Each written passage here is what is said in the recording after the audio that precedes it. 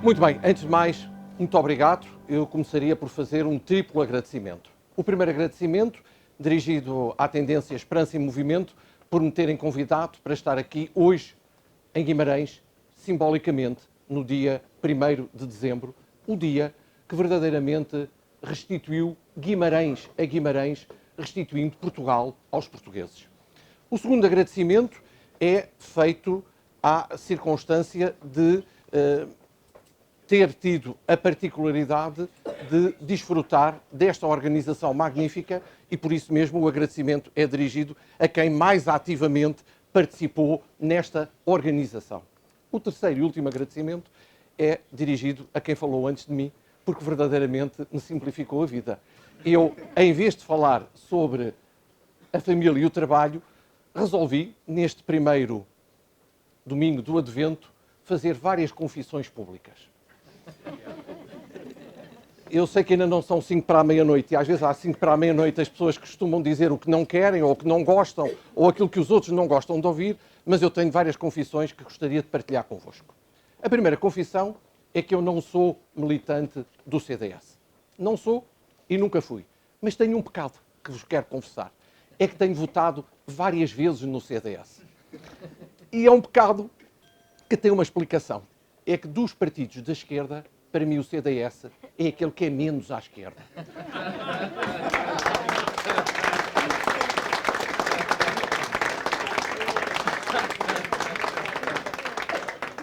A segunda confissão que vos gostaria de fazer é que sou de direita, sou conservador e não gosto do 25 de Abril.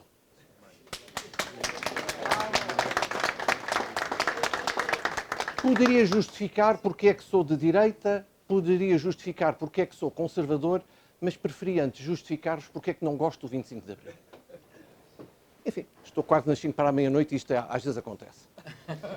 O primeiro argumento pelo qual eu não gosto do 25 de Abril tem a ver com a frustração relativamente aos 3 objetivos do 25 de Abril. E os 3 objetivos do 25 de Abril resumiam-se às 3 palavras: descolonizar, democratizar e desenvolver. A descolonização foi aquilo que nós conseguimos ver, aquilo que hoje se vê e aquilo que ainda nas próximas décadas se vê, não só em Portugal, mas sobretudo nos antigos territórios portugueses. Por isso mesmo, o 25 de Abril, quanto ao projeto da descolonização, falhou. O segundo propósito do 25 de Abril era democratizar. Mas verdadeiramente democratizar é, quer na Grécia Antiga, o entendimento de que a democracia exige prestar contas, exige responsabilização dos governantes perante os governados. O Reino Unido é um exemplo típico da verificação de como os governantes são responsáveis perante os governados e quando as coisas não correm mal, demitem-se. Pois em Portugal o que nós temos é uma cultura da total irresponsabilidade. E a ilustração última da falta de desenvolvimento do país, penso que há 2 exemplos paradigmáticos. O primeiro exemplo é o de Pedrógão Grande. Viu-se, para além da tragédia, o subdesenvolvimento de amplas zonas do país. O país é, sobretudo, pensado nestes últimos 40 e alguns anos com o litoral. E o litoral centrado em Lisboa, o litoral centrado no Porto. O resto do país não conta. O resto do país só é percorrido periodicamente quando há campanhas eleitorais. E se o caso de Pedrógão é grave, o caso, a semana passada, de Borba, é muitíssimo mais grave. Porque em Pedrógão sempre se poderá dizer foi um evento extraordinário, imprevisível. É certo que os serviços públicos não responderam à medida daquilo que era exigível. Mas o caso de Borba é muitíssimo mais grave, porque existia informação que apontava para o risco, informação que alertava para o perigo e nada foi feito. Mas mais grave que nada ter sido feito é aparecer individualidades públicas a dizer que o Estado não é responsável. Mais grave do que dizer que o Estado não é responsável é esquecer, no âmbito da comunicação social, que o que está em causa não é apenas um problema de responsabilidade civil, é um problema, sobretudo, de responsabilidade criminal. e um problema de responsabilidade pessoal.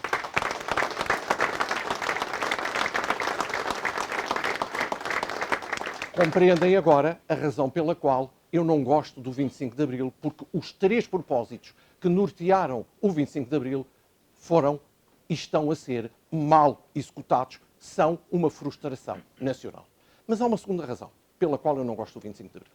É que o 25 de Abril subverteu os valores em que eu acredito, os valores que, a meu ver, são os valores que correspondem ao cerne da identidade nacional. O 25 de Abril procurou e procura destruir Deus. O 25 de Abril procura e tem alcançado o propósito de destruir a pátria, e destrói a pátria não apenas pela vergonha da descolonização que foi feita, mas destrói a pátria através do designado aprofundamento da integração europeia.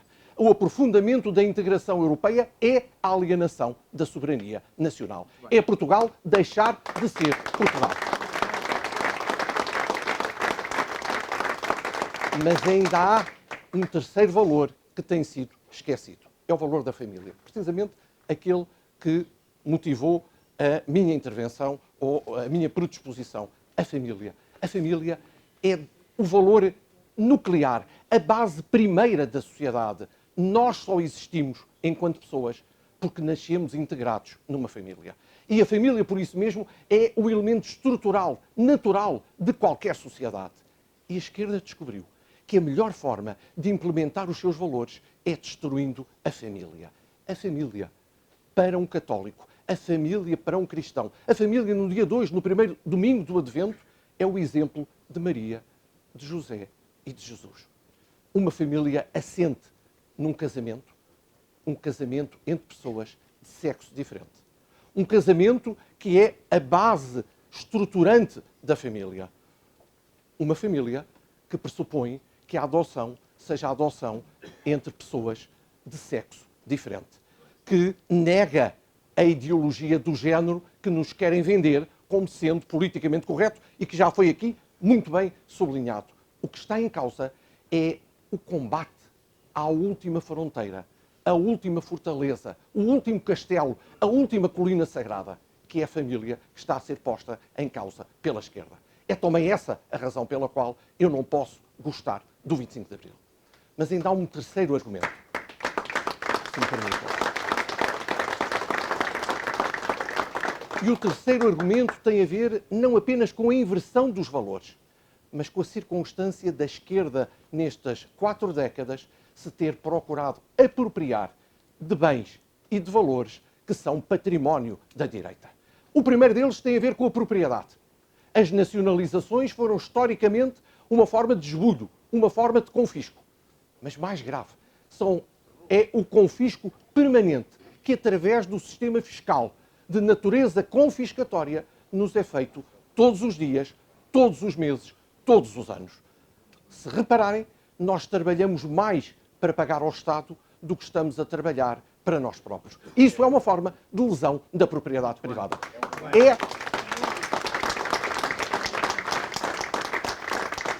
É uma forma de lesão da propriedade privada, permitam que vos diga, em que um governo onde o CDS participou foi mais longe do que qualquer governo gonçalvista em 75 foi na lesão da propriedade privada.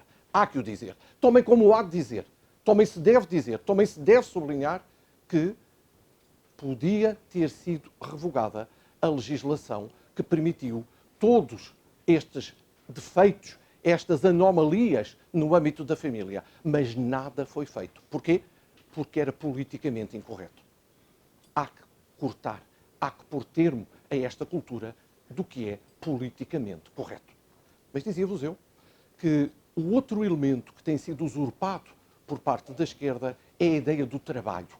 A defesa do trabalho. Pois não há nada que integre mais o património judaico-cristão do que a defesa do trabalho. A defesa do trabalho vem no livro do Levítico, no Deuteronômio, vem na Carta de São Tiago, vem na doutrina social da Igreja. A ideia da justiça na retribuição, a ideia da pontualidade no pagamento de um salário justo, a ideia das condições de vida justas para o trabalhador. Porquê? Porque o trabalho, na nossa perspectiva cristã, completa a criação. Deus não terminou no domingo a criação, no sábado a criação do mundo. Deus deu-nos a cada um de nós, através do trabalho, a faculdade de continuar essa criação. E por isso mesmo, o trabalho dignifica o homem como ser humano criado à imagem e semelhança de Deus. O trabalho é fonte de santificação. O trabalho é fonte de dignificação e de sustento de cada um de nós. Por isso não há nada de mais importante para um cristão e para um democrata cristão do que a defesa do trabalho, a defesa dos trabalhadores. Não numa lógica de luta de classes, mas numa lógica de cooperação entre o capital e o trabalho. E o que a direita permitiu e o que a esquerda conseguiu foi, durante estes 40 anos, usurpar aquela que é uma bandeira legítima e relativamente à qual a direita, de matriz judaico-cristã, pode reivindicar a defesa do trabalho como elemento de dignificação do ser humano. Termino. Tinha pensado, Dr. Abel, há pouco utilizou a expressão do Papa São João Paulo II, não tenhais medo. Permitam-me que eu complemente. Não tenhais medo de ser de direita. Não tenhais medo de ser conservadores. E também não tenhais medo, porque não é pecado desejar o enterro do 25 de Abril. Muito obrigado a todos.